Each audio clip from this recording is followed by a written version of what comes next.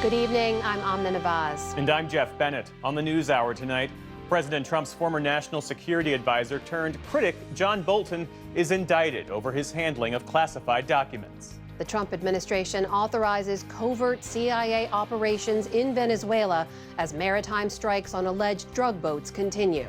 And as the tenuous Israel-Gaza ceasefire holds, Israelis work to process the collective trauma over the October 7th attacks. Our effort to try to move on, to live powerfully, is for sure helping us to deal with everything we're going through.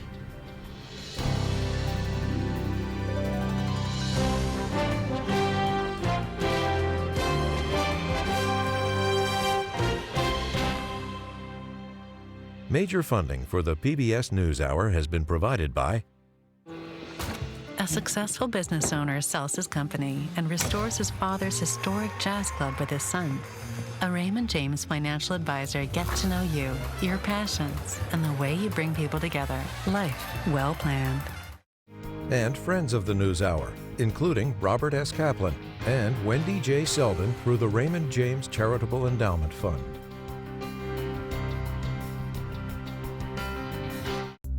I love seeing interns succeed. I love seeing them come back and join engagement teams and seeing where they go from there. I get to watch their personal growth.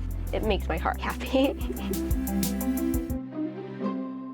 Certified financial planner professionals are proud to support PBS NewsHour. CFP professionals are committed to acting in their clients' best interest. More information at letsmakeaplan.org. And with the ongoing support of these individuals and institutions.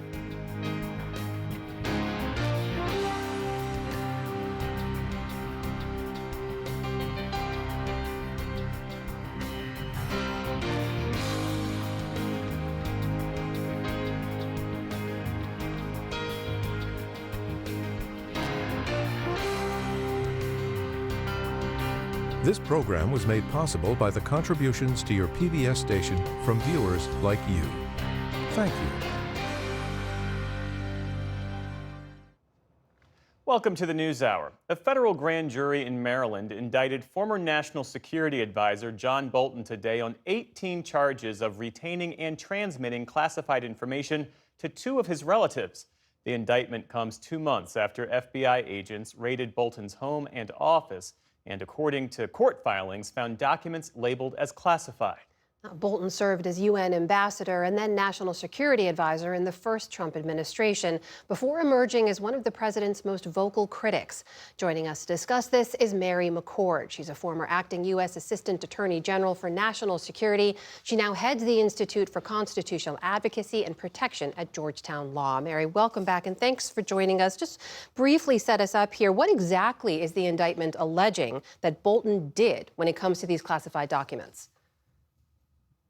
So these are serious charges. There are 18 counts in this indictment. 8 of them involve him actually transmitting classified information, national defense information over his personal Gmail account, as well as other non-government messaging apps while he was the national security advisor, and transmitting classified information that he was learning, at least based on the allegations in the indictment, that he was learning every day. Some of those are alleged to have started with things like the intel briefer said, or while I was in the Situation Room. And he was charged with transmitting those to 2 people related to him. I'm hearing some reporting it might be his wife and daughter, 2 people related to him who, of course, don't have security clearances and weren't entitled to have access to that information, but perhaps more dangerously, transmitting them over those unsecure email and unsecure applications resulted in his email being hacked by suspected Iranian hackers. And, this is a very serious security breach. The other 10 counts are basically the retaining of hard copy documents and digital evidence of those same documents, those same 8 documents that he was charged with transmitting, plus 2 additional classified documents. And these cover, and they're described very briefly in the indictment, serious national defense information revealing sources and methods, things that came from human intel, signals intelligence, attack planning by foreign adversaries, that kind of thing. So if these facts are accurate, it's a very serious indictment. Oh, Mary, we should remind people, too, Mr. Bolton was investigated in the first Trump administration about his book, specifically back then for disclosing classified information, not getting proper pre-clearance. That investigation was later dropped, and we have a response in part from his attorney today who references that first investigation and says the underlying facts in this case were investigated and resolved years ago. Like many public officials throughout history, Ambassador Bolton kept diaries. That is not a crime. Is it clear to us this case is separate from that investigation? Well, this indictment has a paragraph that says none of the counts charged, so none of the documents that are the basis for the counts I just described are anything that appeared in his book. So to the extent that that investigation was about failure to obtain the proper pre-publication review, either he never tried to include this information in it or it's information that was excluded upon review. But that doesn't change whether it was transmitted in a way that was not, secure and that is unlawful to people who are not entitled to receive it. Certainly, diaries are kept. Other national security officials have been prosecuted for things like keeping diaries, David Petraeus among them. And certainly, I will also indicate the charges against Donald Trump in the Mar-a-Lago case involved retention, not transmission, but there were some allegations of transmission, but not counts related to it. But it also involved retention of hundreds of classified documents in places that they cannot be stored. So, these are things that have sometimes resulted in prosecutions. And then, of course, with Donald Trump, it did not, that prosecution was dismissed by Judge Cannon and ultimately, did not move forward. And Mary, briefly, if we can here, we know Bolton's now the latest in a series of Trump's critics to be charged by federal prosecutors. We saw James Comey indicted in late September, Letitia James earlier this month. Compared to those two cases, rather, how does this case compare? I mean, this definitely seems like it was prosecuted at least partly for political reasons because Mr. Bolton is an enemy of the president. But these allegations are more serious, to my opinion, as a former prosecutor, than what we see in both the James and Comey indictments. Those seem like prosecuting a person and trying to find some offense, no matter how small. These are things that definitely in my time in national security would have warranted investigation. There may be explanations, right, that we don't know, but based on the face of the indictment, these are very different charges. All right. Mary McCord, thank you as always for your time and insights. We appreciate it.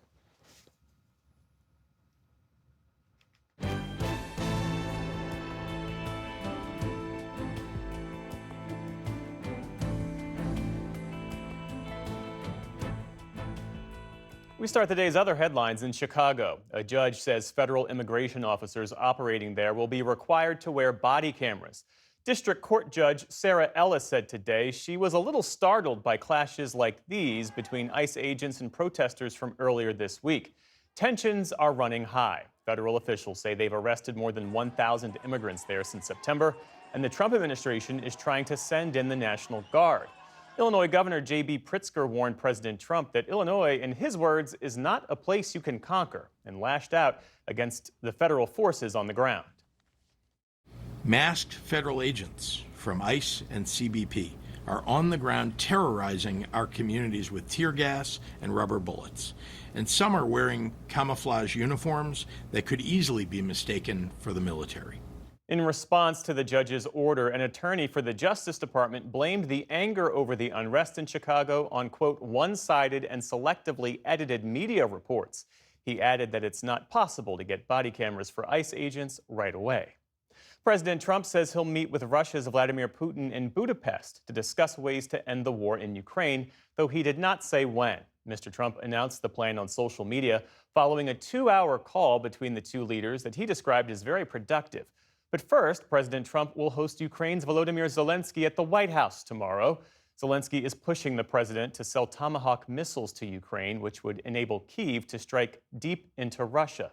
Meantime, Ukraine's energy operator announced nationwide power cuts today after Russia launched a massive drone and missile strike overnight. On Capitol Hill today, the Senate failed to pass a measure to reopen the government for a 10th time. And in a separate vote, lawmakers also voted down an effort to fund the Defense Department for 1 year.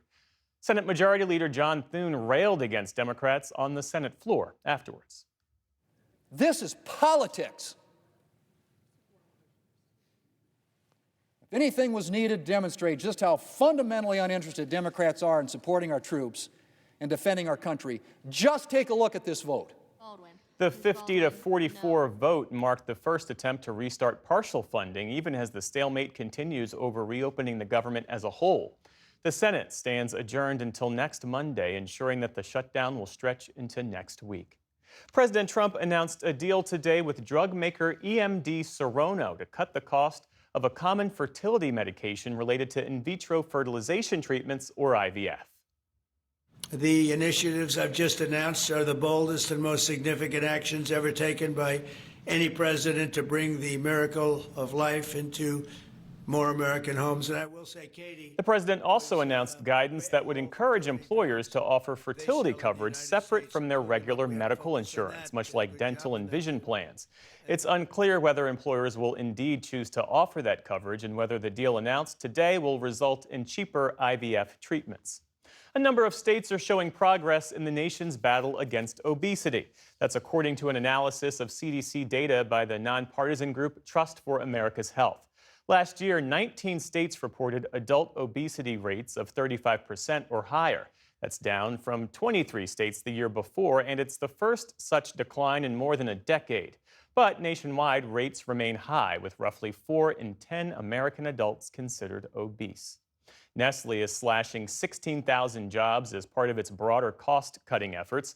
The maker of Nescafe, Kit Kats, and other brands said today that the cuts will take place over the next 2 years as it battles rising costs and President Trump's tariffs. Meantime, stocks struggled on Wall Street today. The Dow Jones Industrial Average lost around 300 points. The Nasdaq gave back just over 100 points. The S&P 500 also ended in negative territory. And the final surviving member of the team that conquered Mount Everest has died. Kantha Sherpa was part of the 1953 expedition that saw Edmund Hillary and Tenzing Norgay reach the top of the world's highest peak. Kantha was born in 1933 in the foothills of Everest and started his mountaineering career when he was just 19. He joined many Everest climbs over the years, but never reached the summit himself. In his later years, he warned against overcrowding on Everest and urged people to respect the famous mountain. Kantha Sherpa was 92 years old. And NPR's Susan Stamberg has died.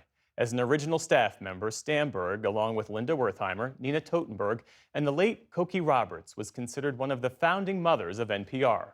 From humble tasks like cutting tape, Stamberg rose quickly to become co-host of All Things Considered in 1972. She was known for making connections with listeners, famously sharing her mother-in-law's recipe for cranberry sauce, or cranberry relish, as she called it. Stamberg spoke with NewsHour for NPR's 50th anniversary and told us about the opportunities and challenges of those early days. NPR was a startup, so there weren't 1,000 people ahead of you in the job you were dying to get. That makes it tough for anybody, men or women, but particularly difficult for a woman. A trailblazer, an icon, a generous soul, Susan Stamberg's voice shaped public radio and inspired generations of journalists and storytellers to find their own voices. She only retired from NPR last month. Susan Stamberg was 87 years old. Still to come on the NewsHour, a young Republican's hateful and violent group chat sparks bipartisan condemnation, but also dismissal from the White House. Hundreds are rescued from remote villages in Alaska after a devastating typhoon. And we look at why domestic violence is on the rise in states with abortion bans. This is the PBS NewsHour from the David M. Rubenstein Studio at WETA in Washington, and in the West from the Walter Cronkite School of Journalism at Arizona State University. The U.S. military destroyed another boat off the coast of Venezuela this week that the White House alleges was carrying narcotics bound for the U.S.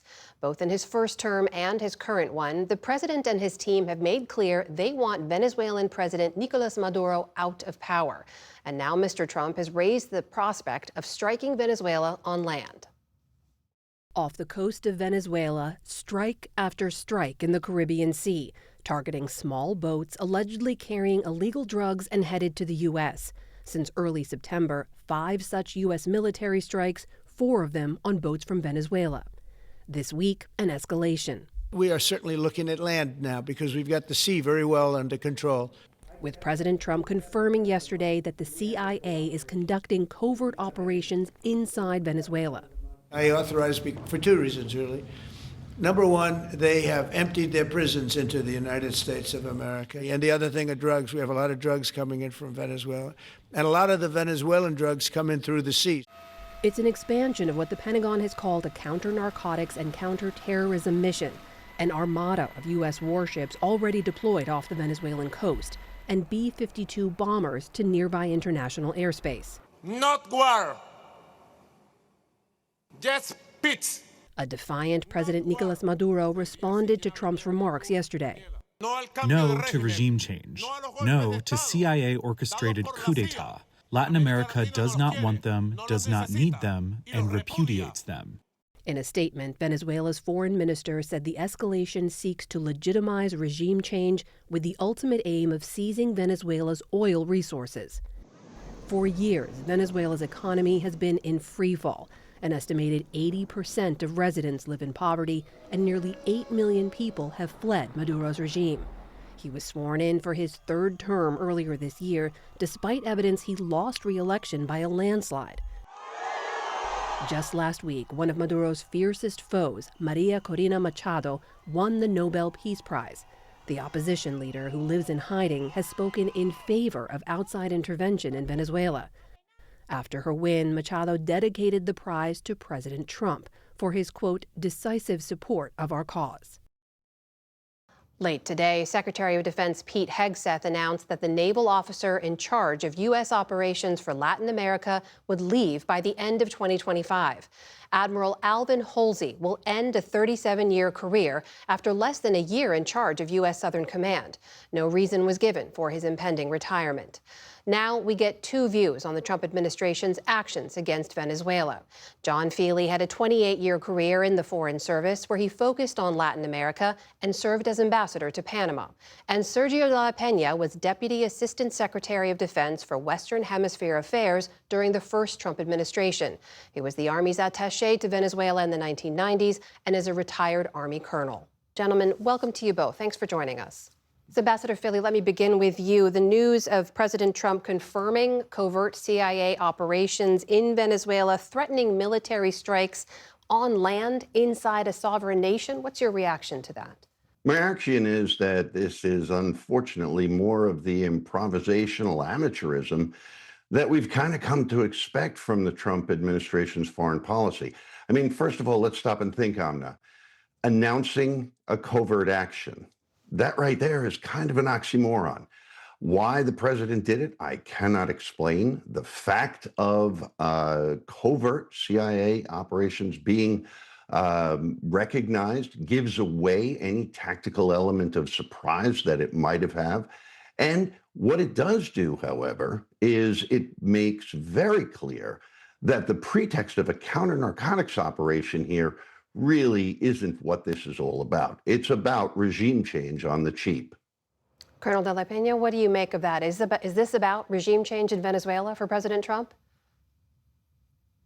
Well, I think President Trump has been very clear on his goals. He says this is a counter-drug operation, and this is also an operation to have the Venezuelans accept the immigrants that they've allowed to come into the United States.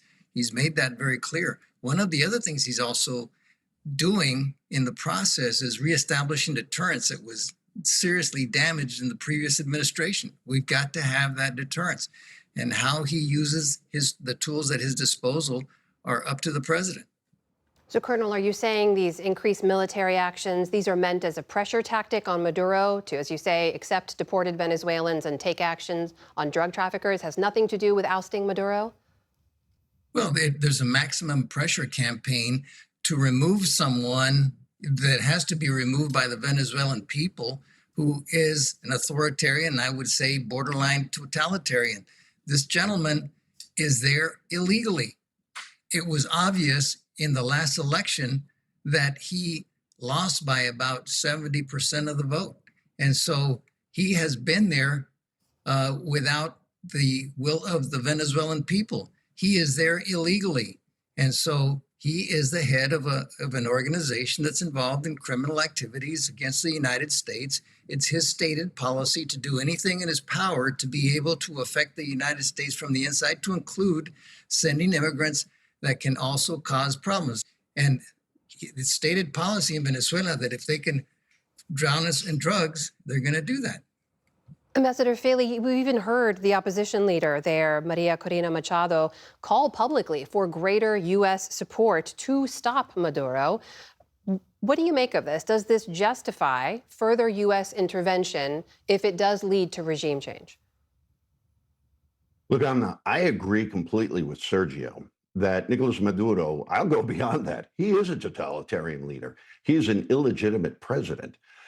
I think, however, that the United States should be pretty clear about its intentions. If this really is a counter-narcotics mission, then let's do it under the rule of law with counter-narcotics. If you really want to go in and do regime change, and that may not be the worst outcome for the Venezuelan people, an external invasion by the United States, but then let's not do it under the cover a paper-thin cover of a counter-narcotics mission where you're schwacking a couple of boats and threatening that you're going to launch a few missiles in there. Let's go get an authorized use of military force from the Congress. And I think the reason they don't do that is because they know they don't have the support of the American people to do it. There was a resolution under the War Powers resolution that was brought in a bipartisan manner last week, and it was voted down 51-48. But this is hotly debated. America doesn't want another foreign war. And so what they're doing is they're using this pretty pathetic pretext of going after drug traffickers when their own DEA says that Venezuela is a drug trafficking country, make no mistake, but it is by no means trafficking the drugs that are killing Americans, which is fentanyl. So this is the wrong force for the wrong mission under the wrong pretext. Can I just get both of you to briefly weigh in on this allegation we heard from Venezuelan officials that this is about the oil and seizing the oil reserves? We know Venezuela is home to the largest known oil reserves. Ambassador Feili, what do you make of that? And then, Colonel, I'll come to you. No, I don't believe this is about oil. I don't believe the Trump administration would ever risk American blood and treasure just to get a commercial advantage. I do believe that this responds to politics within the MAGA base that seeks to remove Nicolas Maduro. Colonel, what about you? Venezuelan officials say it's about the oil. Is it? Oh, there's been oil companies that have been there the entire time that have never left. And there's at least one. And as John pointed out, there's two now that have licenses to take oil. And Venezuela and the United States have had a very long history of collaboration in extracting oil from Venezuela. Gentlemen, if I can ask you, if you had one line of advice to deliver to this president right now about how to proceed when it comes to Venezuela, what would that be? John, to you first. Be level with the American people. Let's do this under the rule of law. We know how to stop drugs under the rule of law. It's U.S. Code Title 21 and it's U.S. Coast Guard interdiction. Marco Rubio says that doesn't work, so we're just going to go ahead and blow them up. You're cheapening the service of those Marines who are sitting off the coast, aren't going to invade, and are just wasting time. So be level with the American people. Go to the Congress, get an authorized use of military force if what you want to do is punish Nicolas Maduro and give the Venezuelan people a chance. But let's stop with the charade of announcing your own covert presidential findings and that this is a drug operation. Colonel, what's your line of advice for the president? My line of advice is keep up the pressure campaign on Mr. Maduro. He's an illegitimate president. He's a criminal. He is the head of a criminal cartel, and the Venezuelan people need to remove him from his office. It's former Ambassador John Feili and retired Colonel Sergio de la Peña joining us tonight. Gentlemen, thank you so much for your time. Thank you, Amra. It's a pleasure.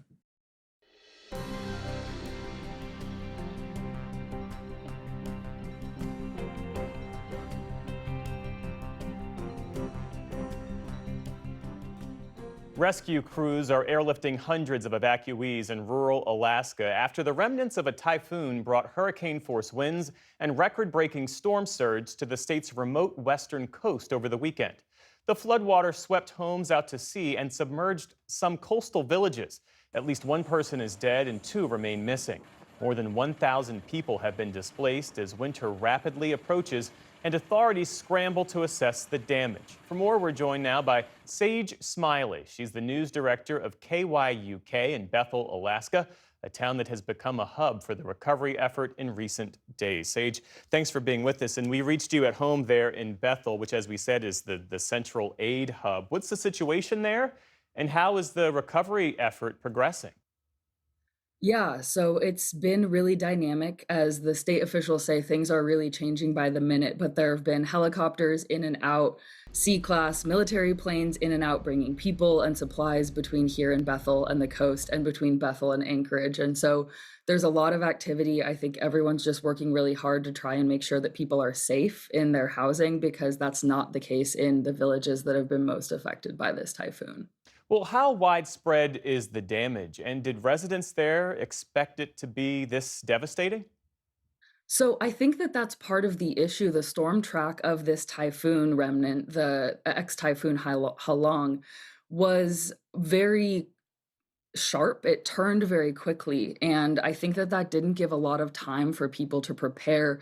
But instead of hitting north of here, the Norton Sound area, it hit right in the Kuskokwim Delta. And you can really see in the communities that have been most impacted the track of those winds. So the Kuskokwim Delta coast is about 60, 70 miles away from here. And the communities that were most impacted saw hurricane force winds of over 100 miles an hour. Houses literally flipped over, flooding that broke records, and it was just really, really devastating, including upriver. Communities 60 miles upriver have had devastating flooding, and they have had a quarter of their houses floated off their foundations. And 2 of the hardest hit towns are Native American communities along the Bering Sea. What have you heard from people who evacuated those areas?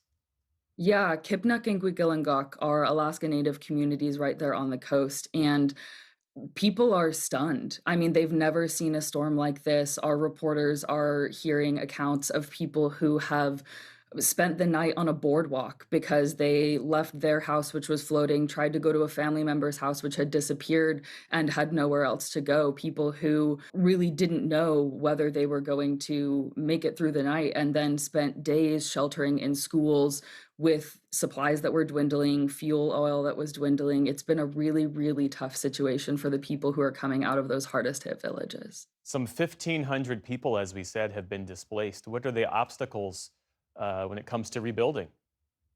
I mean, this region is off the US road system. You could not get here by road if you wanted to. And it makes rescue efforts really challenging. We've talked to Coast Guard rescue personnel who flew in helicopters taking people out of these villages 6 at a time when there are hundreds of people who need to be evacuated because runways were damaged and they couldn't land fixed wing aircraft. And so I think that the remoteness of this region really complicates the rescue efforts. And also Bethel itself is the hub for Western and Northern Alaska, but it is not a big community. We're about 6,500 based on the last census. And that means that with an influx of hundreds of people, our shelter is already struggling. It's reached capacity. There's word that it will be shut down in the coming days. And a lot of people are needing to be moved hundreds of miles away from here to Anchorage because the resources are just really strained as is. Back in May, the Trump administration, as you well know, it canceled a $20 million EPA grant meant to help Kipnuk, one of the communities we mentioned, to help that community adapt to flooding, which is a major issue given the fact that the permafrost is thawing and that the storms are getting worse. How is that community now going to adapt, and how are they going to cope with the loss of federal climate funding? I think that's a really big and a really important question, not only for Kipnuk and their specific grant that they lost, but for communities throughout this region. The Alaska Native Tribal Health Consortium has put out a report saying that almost 150 communities in Alaska, many of which are in the Yukon-Kuskokwim Delta, are at really imminent need of either partial or full relocation, or at the very least, major projects to try and shore up against a changing climate, whether that's riverine erosion or permafrost degradation or land subsidence or some combination thereof. And so thinking about the devastating impact of this typhoon, this only highlights the broader need of this entire region for climate-related funding to be able to shore up river walls or to be able to raise houses above what floodwaters may be reaching. There are many, many kinds of projects that the small Alaska Native communities in this region desperately need. And Sage, we should say your station, KYUK, the smallest public TV station in the country, has also been affected by the federal cuts to public media funding. How are you going about covering this disaster while also dealing with this major budget shortfall? Yeah, I mean, we're doing what we do every day, but it has been a really poignant moment. KYUK, because we are a dual licensee, we are a public TV and radio station, is losing $1.2 million. And that's a huge budget gap to fill when we live in, by Western economic standards, one of the poorest regions in the United States. We just don't have the donor base to be able to make up that funding. And so it's been a really mixed bag of emotions to be doing important work and trying to get the vital information that people need about disaster relief and about what's happening right now on the ground here in this region, knowing that KYUK, like many other public media stations in the country, is going to be definitely impacted by the rescission of public media funds. My position itself will be going to 5 hours a week in the beginning of the year. Sage Smiley, news director of KYUK in Bethel, Alaska. My best to you, your colleagues, and everybody affected by these floods. Koyanakva, thank you very much.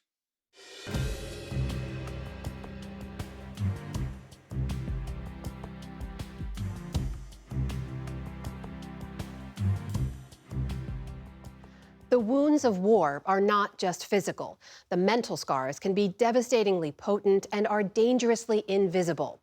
Layla Milana Allen reports tonight from southern Israel on how, for many Israelis, the trauma of the October 7th Hamas attacks is never far away.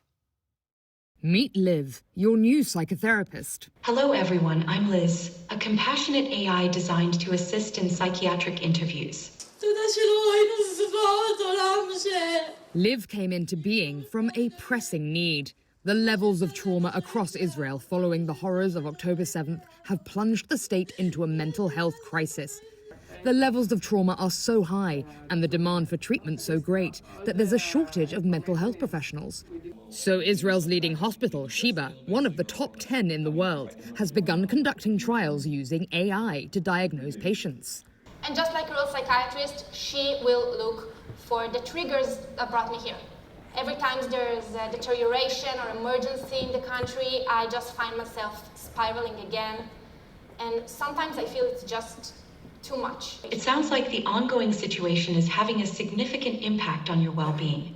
When did you first notice these feelings intensifying since the war began? But there are some voids that technology can never fill.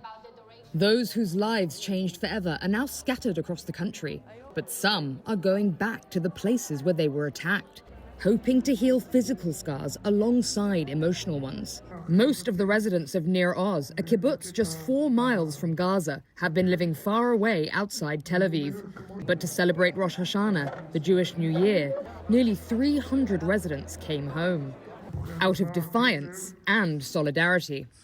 Gadi Moses was taken hostage and released in February after being held captive in the tunnels of Gaza for 482 days. Now, he's moving back to Nir Oz. My commitment, my job is to rebuild the place with different people, so the people on the other side of the border will understand. We are here forever. Tiny Nir Oz was the border area the hardest hit on October 7th. A quarter of its residents were killed and kidnapped, and nearly 3/4 of the kibbutz was completely destroyed. Now they're trying to rebuild their homes and this community. But recovery comes with its own challenges. Rita Lifshitz has taken care to water not just her own garden, but those of her evacuated neighbors, trying to bring life and beauty back to what was once an agricultural paradise. But moving on means letting go. It's easier said than done. This is Shifra Noy's house, my friend's house, that she was murdered and her whole house was burned. But I used to go in there and feel her. So when her house was taken away, I felt a bit of emptiness. Because you could come here and remember her, and now they've cleared it, there's nothing left. Yes, yes. Rita's mother-in-law Yocheved was kidnapped but released by Hamas after 17 days due to her age and health. But her husband, 84-year-old Oded, was murdered in captivity. They received his body for burial, but Yocheved is struggling to come to terms with his loss.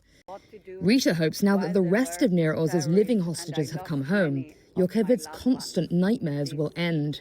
She can start to heal now because all the live ones are not in the tunnels anymore. She will not wake up in the tunnels in the morning. With the return of the kibbutz's lost sons, a chance to remove all traces of the attack from their home and move forward. But Rita knows not everyone can face coming back. You can feel that the community is split up, and this is breaking my heart. You know, it will take a lot of power to bring all of us to be together, because some people will not come back here. They have too much trauma. Alon and Donna are part of a generation of young Israelis determined to find a way to channel their own trauma from the attacks into something positive.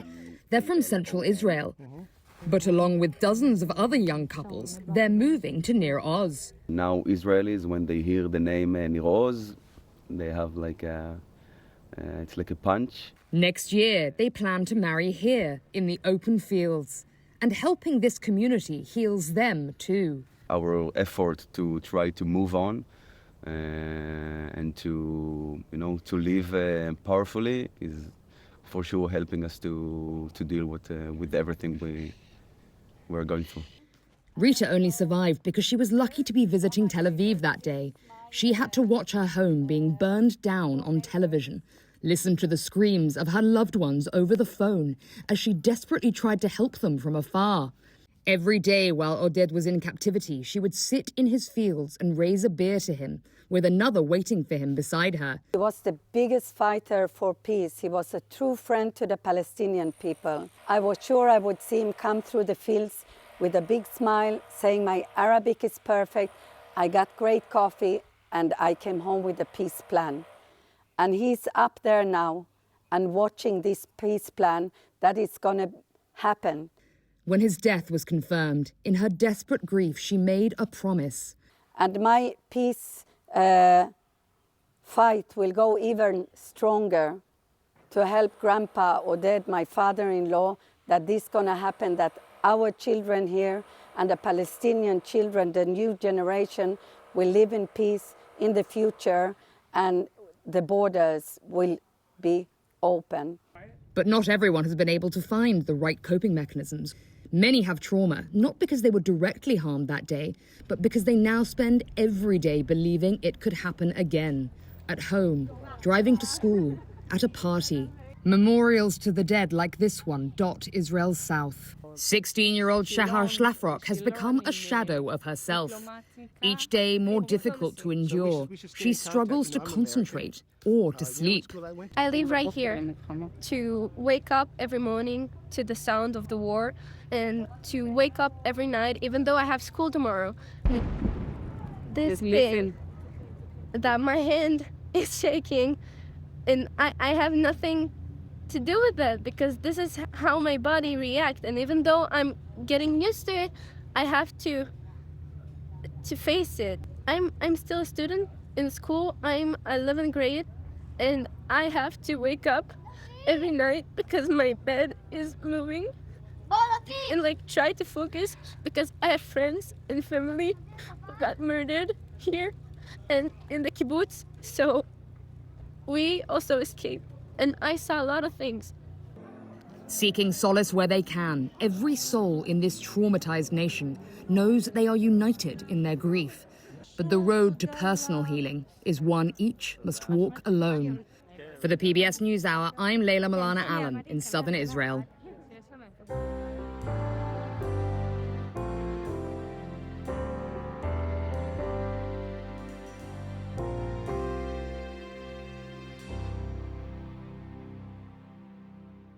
Fallout is growing after a Politico investigation revealed offensive and vile text messages exchanged in a private Young Republicans group chat. The report details racist, homophobic, and anti-Semitic language shared among about a dozen members over several months. To talk more about what the messages reveal and how party leaders are responding, we're joined now by Politico reporter Emily No, who broke the story. Thanks for being with us. Yeah, thank you for having me. So we have screenshots of these messages in question based on your reporting. Some of what's on screen here includes racist and anti-Semitic slurs, homophobic, sexist messages. There's talk of putting political opponents in gas chambers, threats of rape and violence. This is just a glimpse of what you uncovered across thousands of Telegram messages. I understand several of the people involved have already lost their jobs. What more can you tell us about the fallout and who's been affected?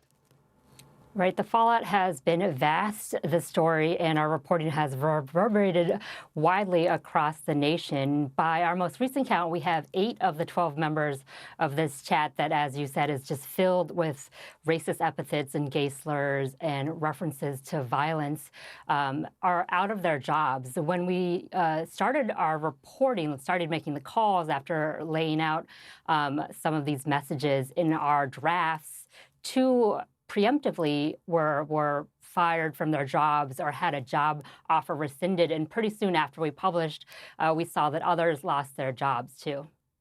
And the response has reached the highest levels to include the White House. Here's what the Vice President, J.D. Vance, said about this yesterday. The reality is that kids do stupid things, especially young boys.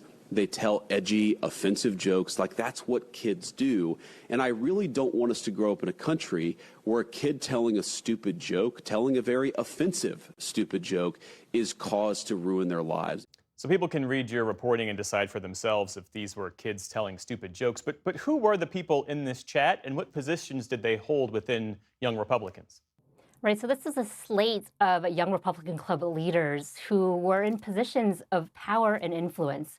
By Young Republicans, we're not talking about kids here, we're talking about a membership that is as old as 40, so by and large could be the vice president's peers and peers to a lot of folks who are working on the Hill in Congress. We had top aides to New York state legislatures. We had a sitting state senator from Vermont, and we just had folks who were poised to be the next generation of Republican leaders. And we positioned our story and our reporting as this is how Young Republicans are talking when they don't think anyone is listening. This is how they talk in private. This is the speech of Republicans today who are going to be the leaders of the party tomorrow. Some Republicans have condemned these messages outright. Others are trying to shift the focus, citing the leaked text from the Virginia Democratic Attorney General candidate Jay Jones, who appeared to threaten a Republican lawmaker. How are GOP leaders, for the most part, framing this moment? So it varies, of course, but we see now, and it's to be expected in this political climate, a lot of congressional Democrats and New York Democrats, including Governor Kathy Hochul, who are seizing on this and capitalizing on this to use against their Republican rivals, including those who immediately condemned these text messages. But what's this latest set of remarks from Vice President J.D. Vance? I find that I'm asking now whether there is a sort of permission structure being established slowly and steadily to allow some of these Republican leaders to excuse this behavior or at the very least question why Democrats aren't condemning similar vile language from their camp, particularly from Jones, as you say, in Virginia.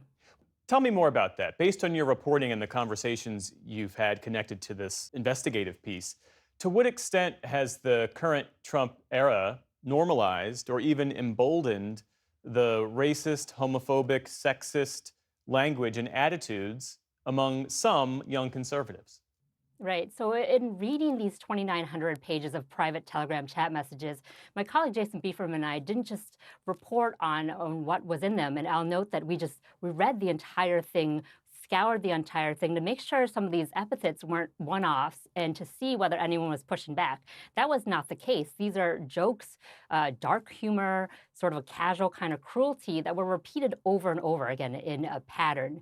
And we put them in the context of what's happening now in the political climate, where people are at each other's throats, where in social media, on podcasts, including very, very widely listened to, watched podcasts, and very popular hosts, there's language is being it's being echoed, it's being exemplified. They're not getting this from nowhere, and sort of it's been okay in some stratospheres when it really shouldn't be.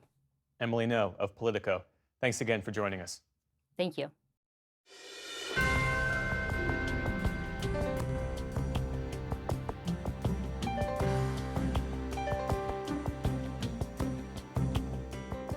A woman's risk of being killed in the United States increases by 20% on average when pregnant or after giving birth. For those under 25, that risk more than doubles. In fact, pregnant and postpartum women are more likely to be killed than die from childbirth-related issues like severe bleeding, infection, and high blood pressure. Special correspondent Sarah Varney reports many of these killings are the result of domestic violence. She traveled to Louisiana, where experts say state abortion restrictions are putting women further at risk. I often say I experienced domestic violence from within my mother's womb. Shauna Chavis grew up in rural Louisiana with a father that brutalized her mother even when she was pregnant. The couple's second daughter died during childbirth because of that abuse, less than a year before Shauna was born. I remember even as a little child, I might have been 2, 3 years old, my dad calling us into the room to sit down and watch him beat my mom. Years later, Shauna saw some of those same patterns in her own husband as he began controlling and abusing her. Once she had children, it became even harder to leave. I need to leave because I need to make sure that my kids are safe. But if I leave, are we going to be safe? Because you're also thinking about if you leave and you go to court and he gets custody. Because in your mind, you're already not thinking clear. You're believing that you're dumb, you're crazy, you're stupid because he's told you all of this. And your brain is not really working properly because of all the licks to your head. Then I'm not going to have my kids and I can't protect them. Shauna's story is all too common across the country, says Mariah Wineski. A lot of legislators don't have a solid understanding of the impact of domestic violence. Wineski runs the Louisiana Coalition Against Domestic Violence. She says when a victim is pregnant or gives birth, their abuser becomes more controlling.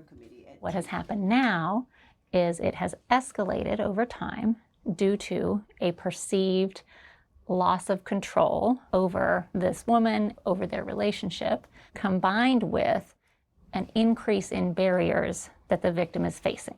She can no longer simply walk away, and unfortunately, women are dying as a result. In the U.S., homicide is the leading cause of death for pregnant and postpartum women.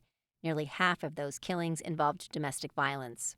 In states with abortion restrictions, that homicide rate is 75% higher. Anytime that you're increasing barriers, taking options away, you are reducing her chances at getting safe. A study released earlier this year found in states that implemented near-total abortion bans since 2022, domestic violence increased up to 10%. And in those states, experts told us even the workarounds are difficult. Women who are closely watched by their abusers can't safely get abortion pills at home or travel to another state. When women don't have access to abortion, they're much more likely to experience domestic violence. Liz Tobin Tyler teaches public health law at Brown University. She believes today's restrictions are sending a larger message. That really signals to abusive partners that they also can control their partner's decision-making around reproduction and around bodily autonomy. So I think the sort of state control actually empowers abusive partners in a way to see themselves as even in more control of their partner. I couldn't have a child. I was about to be 21, had no idea what I was doing with myself, with my life, and I wasn't ready for that. 16 years ago, Corinne LePage was pregnant and stuck in an abusive relationship. Her boyfriend had secretly switched out her birth control pills for mints to get her pregnant. Because she lived in Massachusetts, Corinne was able to get an abortion. I can't imagine being in that situation and not making the choice I made, or not having the ability to make the choice that I made, because I don't know where I would be now if I still had this attachment to this person who progressively has gotten more violent as time has gone on. Years later, caught in another abusive relationship, Corinne became pregnant again. But that pregnancy ended in a miscarriage that she says was caused by the abuse. He never wore protection. That wasn't a thing that was like allowed. So what I would do is I'd sneak plan B. I had to do what I had to do. I first met my kid's father when I was 16. We were friends for a minute, and then we actually decided to be in a relationship. At what point does this turn into something that's physical, where there's physical abuse? When my son was about 6 months. Jasmine Hull, who lives in northern Louisiana with her 3 children, left St. Louis to get away from her abusive partner. Looking back on it now, how do you make sense of why being pregnant was a trigger for him? I really don't think that being pregnant was the trigger. I think that being pregnant was the trap. Domestic violence experts say abusers frequently control their partner's sexual and reproductive health through manipulation, threats, and abuse, what's called reproductive coercion.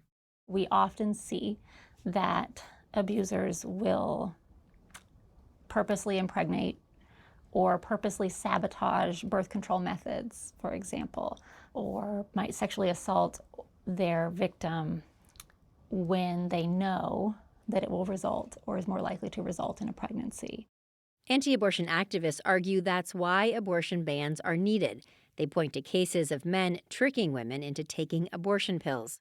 In a statement to the NewsHour, Marjorie Dannenfelser, president of the anti-abortion advocacy group SBA Pro-Life America, told us, domestic violence is wrong, and that's something we should all be able to agree on. But abortion advocates don't want to acknowledge the epidemic of intimate violence 50-plus years of abortion on demand has unleashed on women and girls, let alone unborn children. It's not that that can't happen or doesn't happen. Tobin Tyler says abusers are more likely to prevent an intimate partner from receiving health care. The bigger point is that any kind of control or any kind of coercion about what access a woman has to what she desires in terms of reproductive health care is indicative of an abusive relationship. And a lot of times they say, oh, she disrespected me. How did she disrespect you? And what it is you were hurt. You were hurt by something and you felt like you lacked control. At Beyond Harm, a domestic violence intervention organization in New Orleans, Anthony Hingle works with abusers to help stop cycles of violence. We get the guys to write on the front of the mask what they want the world to see. He says men in the program are reluctant to admit they abused a woman when she was pregnant or with a newborn at home. The lack of control, I definitely think, is that spark. You know, we're gonna have this new breathing human being. This is gonna bring more uncertainty into my life. This is gonna bring more responsibility, more chaos. Hingle says abortion bans heighten those dangerous dynamics. I think it's a lot of pressure from the guy. You have to go get this abortion. You have to get this done. I can't. Now he's upset. Now he's angry. And even though this is out of her control, he's taking it like it's her fault. Today, Corinne LePage is a student at Brown University on her way to a degree in environmental science. Despite the pain of her experiences, Corinne says she's lucky because she could get help. When you experience domestic violence, I think that you already have so much taken away from you. And then you try to access this care, and then you're also hitting roadblocks. There should be no one making laws about other people's bodies. Survivors like Shauna Chavis say victims need to be given support and the freedom to choose their future if they're ever going to escape. They have to have that support. They have to have those buffers. They have to have the people around them to be able to help them, because that can make the difference in them staying or leaving, or living or dying. For PBS NewsHour, I'm Sarah Varney in Louisiana.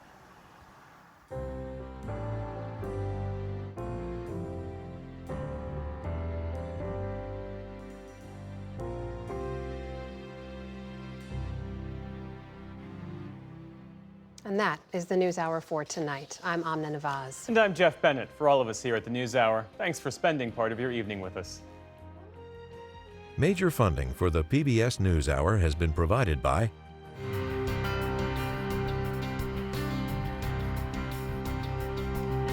Carnegie Corporation of New York, working to reduce political polarization through philanthropic support for education, democracy, and peace. More information at carnegie.org. And with the ongoing support of these individuals and institutions. And friends of the NewsHour, including Leonard and Norma Chlorfine, and the Judy and Peter Bloom Kovler Foundation.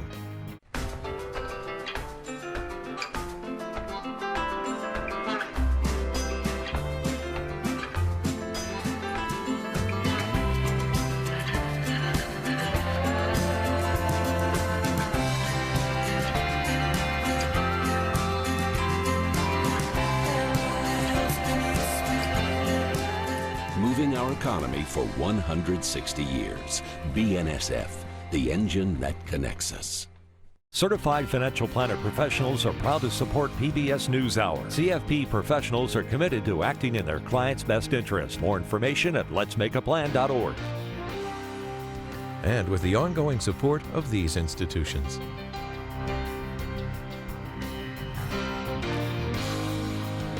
And friends of the NewsHour.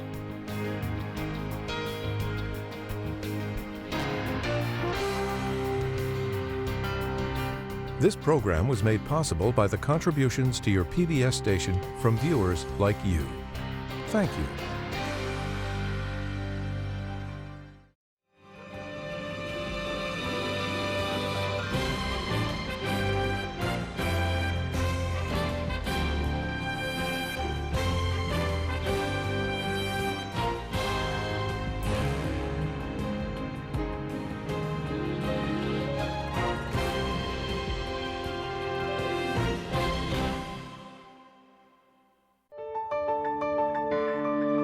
You're watching PBS.